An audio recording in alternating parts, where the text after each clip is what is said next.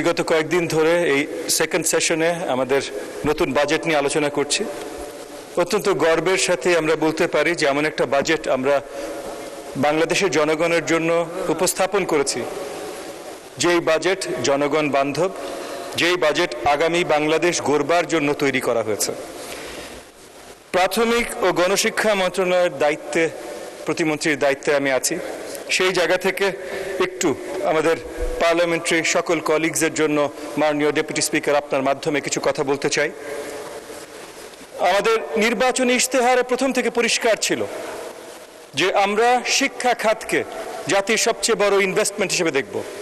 মাননীয় প্রধানমন্ত্রী জনাব তারেক রহমান এবং আমাদের সংসদ নেতা এটা প্রথম থেকে পরিষ্কার করেছিলেন এবং উনি পরিষ্কার দেখিয়েছেন। মাননীয় ফাইন্যান্স মিনিস্টারকেও ধন্যবাদ জানাই। তারা পরিষ্কার দেখিয়েছেন যে লং টার্ম জাতীয় বিনিয়োগের বাজেট আমরা প্রথমবারই দেশ জাতির সামনে প্রেরণ করেছি। সবচেয়ে বড় বরাদ্দ রাখা হয়েছে টোটাল এডুকেশনের জন্য। প্রাথমিক এবং গণশিক্ষা সবচেয়ে গুরুত্বপূর্ণ বলে আমি মনে করি। ফাউন্ডেশনাল নলেজ এখানে তৈরি হয়। বিগত 20 বছর ধরে প্রাথমিক শিক্ষায়, গণশিক্ষায় আমরা যে লেভেলের অরাজকতা দেখেছি, সেটা এখন পরিষ্কার যে আমাদের বিশ্ববিদ্যালয়গুলোতে পরীক্ষা দিতে যেয়ে আমাদের শিক্ষার্থীরা পাশ করতে পারে না অনেক জায়গায়। আমাদের পার্শ্ববর্তী দেশ সিঙ্গাপুরে আমাদের এইচএসসি লেভেলকে তাদের সমসমান ক্লাস 6-এর লেভেলের সাথে তুলনা করা হয়। তো সেই জায়গা থেকে আমাদের এখন দায়িত্ব এই জাতিগত ইনভেস্টমেন্টটা ঢালাওভাবে সাজানো।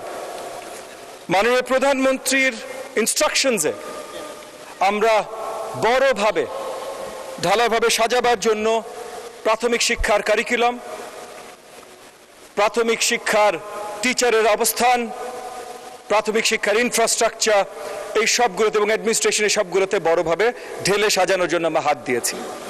কিন্তু এখানে এত সুন্দর ইনভেস্টমেন্টের পরও যে কাজগুলো আমরা করছি, অনেক সময় আমরা দেখি আমাদের পার্লামেন্টে আমাদের অপোজিশনের যে ভাই ও বোনেরা আছেন, তাদের অনেকের মধ্যে থেকে বা পলিটিক্যাল অপোজিশনের অনেকের মধ্যে থেকে অনেক ধরনের আলোচনা আমরা শুনি, যে আলোচনাগুলো আসলে কনস্ট্রাকটিভ না।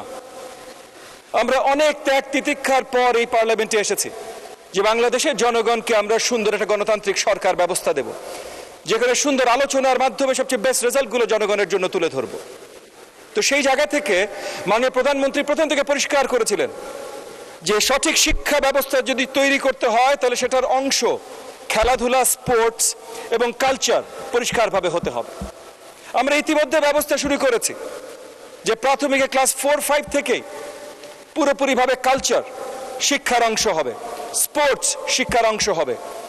আমাদের প্রচেষ্টা আছে 8টা খেলা আমরা কম্পালসারি শিক্ষা ব্যবস্থায় ঢুকাবো। শুরুতে আমরা সবগুলো ঢুকাতে পারবো না, 2-3টা দিয়ে আমরা শুরু করব। একইভাবে কালচারের পুরোপুরি যত কালচার এলিমেন্টস বলতে আপনারা যত কিছু বোঝেন, পারফর্মেটিভ আর্টস, এক্সপ্রেসিভ আর্টস, প্রাথমিক থেকে আমরা দেওয়া শুরু করব। ওটা দুঃখের সাথে আমি আপনাকে বলছি, আজকে এই পার্লামেন্টে, এই মহান পার্লামেন্টে বলতে হচ্ছে মাননীয় ডেপুটি স্পিকার, যে আমাদের পলিটিক্যাল অপোজিশনের মধ্যে অনেকের কাছ থেকে আলোচনা শুরু হয়েছে, নেতিবাচক আলোচনা শুরু হয়েছে আমাদের কালচারাল কারিকুলামে কি আসতে পারে সেটা নিয়ে।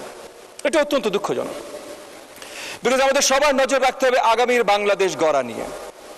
মাঝে মধ্যে আমরা দেখেছি এই মহান পার্লামেন্টে বসেও বা যারা বসেন, এদের মধ্যে অনেকে বাইরে যে এমন বক্তব্য রাখেন, যেই বক্তব্যগুলো আসলে কোনোভাবেই কোনো ভদ্র সমাজে, কোনো ভদ্র মানুষের মুখে সমীচীন না, একজন পার্লামেন্টের মুখে তো সমীচীন হতেই পারে না। স্পেশালি এমন বক্তব্য এসেছে যে আমাদের নারী পার্লামেন্টারিয়ানদের নিয়ে এত নেতিবাচক বক্তব্য এসেছে, যেই শব্দগুলো আসলে